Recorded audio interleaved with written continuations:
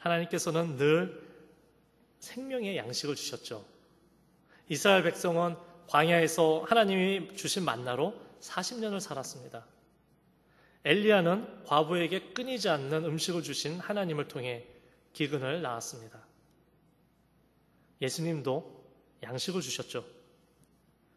요한복음 6장은 떡 5덩이와 물고기 2마리로 5,000명을 먹이신 사건으로 시작을 합니다. 예수님도 사람들에게 먹을 것을 주시는 것입니다. 하지만 우리는 오병이어의 사건을 잘 이해해야 할 필요가 있습니다. 단지 예수님이 말씀을 들으러 온 많은 사람들이 배가 고파져서 또 먹을 것이 필요해서 이 표적을 보이신 것이 아닙니다. 예수님께서 이 표적을 보이신 이유는 예수님 자신이 생명의 떡임을 나타내시기 위한 것입니다. 기억나십니까? 오병이어의 기적을 체험한 사람들이 보인 반응은 어땠습니까? 모두 예수님을 왕으로 삼으려고 했었죠. 왜 그랬을까요? 음식을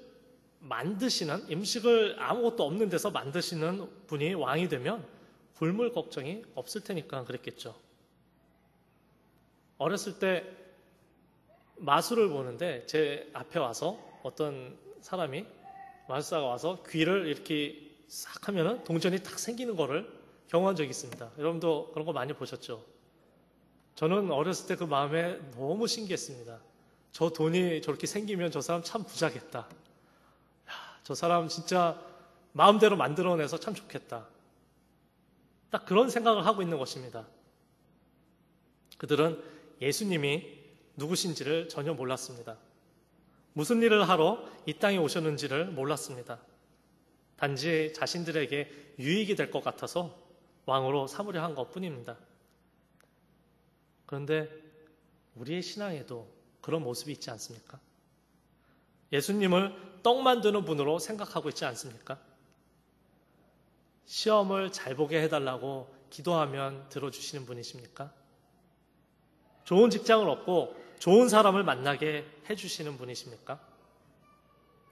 자기가 원하는 일을 하면서, 즉 자기 마음대로 살면서 예수님을 그저 자기를 도와주시는 분으로 그렇게 알고 있다면 그 사람은 아직 신앙생활을 시작도 못한 사람입니다. 예수님을 왕으로 삼으려고 했던 사람들은 예수님이 어떤 분이었는지 전혀 알지 못했습니다. 우리는 예수님이 어떤 분이신지 제대로 알고 믿고 있습니까? 우리 앞에 종이 한 장을 놓고 거기다가 내가 알고 있는 예수님에 대해서 써라 하면 과연 얼마나 채워나갈 수 있습니까? 겨우 한두 줄 쓰겠습니까? 아니면 종이가 모자랄 정도로 빽빽하게 쓸 수 있으십니까? 예수님은 우리가 어쩌다가 찾는 분이 아닙니다. 우리에게 꼭 필요한 분입니다. 우리가 음식 없이 살 수 없듯이 생명의 떡이신 예수님 없이는 살 수 없습니다. 예수님이 바로 그런 존재입니다. 나의 생명을 지속해 주시는 분이 어떤 분이신지, 나를 구원해 주신 분이 어떤 분이신지 알아가는 것이, 그것이 신앙생활입니다. 또 알게 된 예수님을, 그 예수님의 말씀에 순종하는 것이 신앙생활입니다.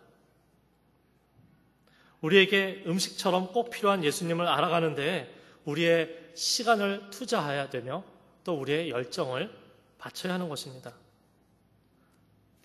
Knowing Jesus and knowing about Jesus is two different things.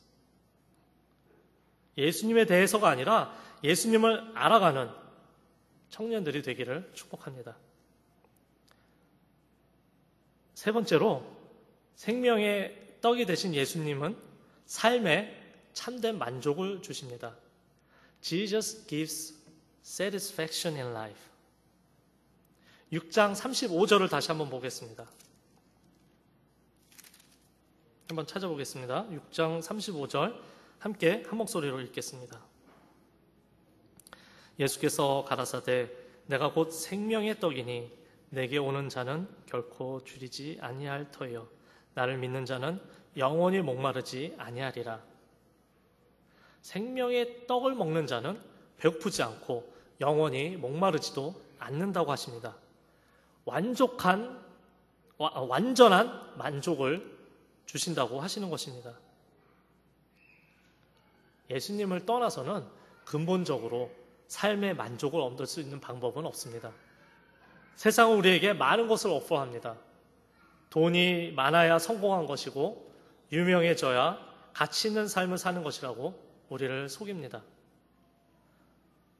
한국 부모님들의 교육열이 왜 그렇게 높습니까?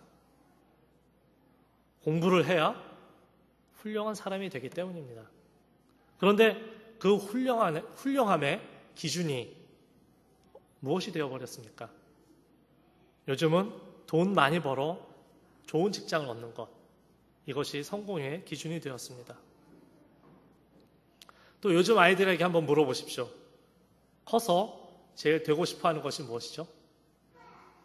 옛날에는 저 때만 해도 대통령이었습니다. 근데 이제는 연예인이 되는 것입니다. 탤런트가 되고 싶어하고 가수가 되고 싶어합니다. 세상이 거짓된 가치관을 심어놓는 것입니다. 연예인 자살이 하루 이틀이 아닙니다. 겉으로 보면 완벽할 것 같은 삶을 살지만 결국 허무하고 공허한 것밖에 남지 않는 것이 바로 이 페임입니다. 그렇다면 그 누구도 약속할 수 없는 만족을 예수님께서는 과연 어떻게 주실 수 있는 것입니까? 예수님께서 왜 이 땅에 오셨는지를 알게 되면 그 답은 아주 간단해집니다. 예수님께서 왜 이 땅에 오셨죠?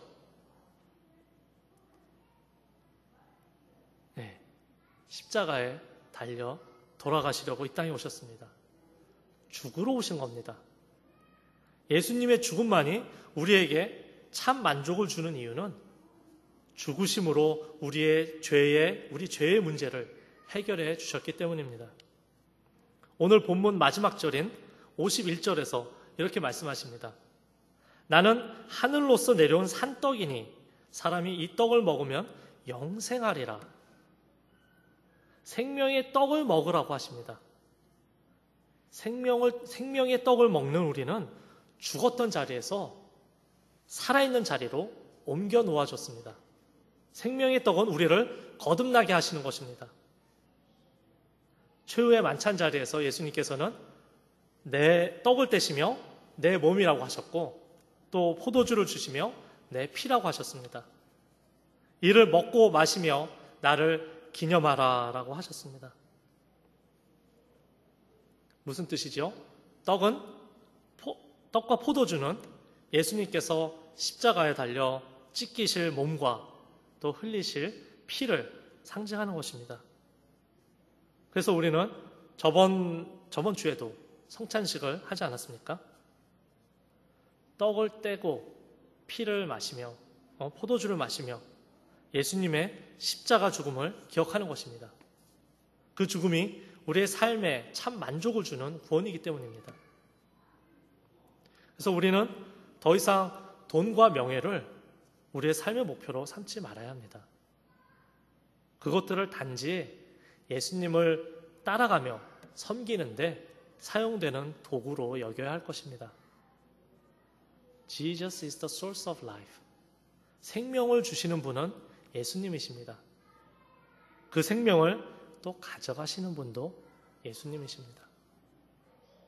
가장 중요한 생명조차도 우리의 것이 아닌데 돈과 또 명성이라고 우리의 것일 리가 있겠습니까? 돈이 많아야 안정된 삶을 살 수 있고 행복할 것이라는 마음은 하나님으로부터 온 것이 아닙니다. 다른 사람들이 나를 인정해줘야 내 삶의 가치를 찾을 수 있다는 마음도 세상으로부터 온 거짓 정보입니다.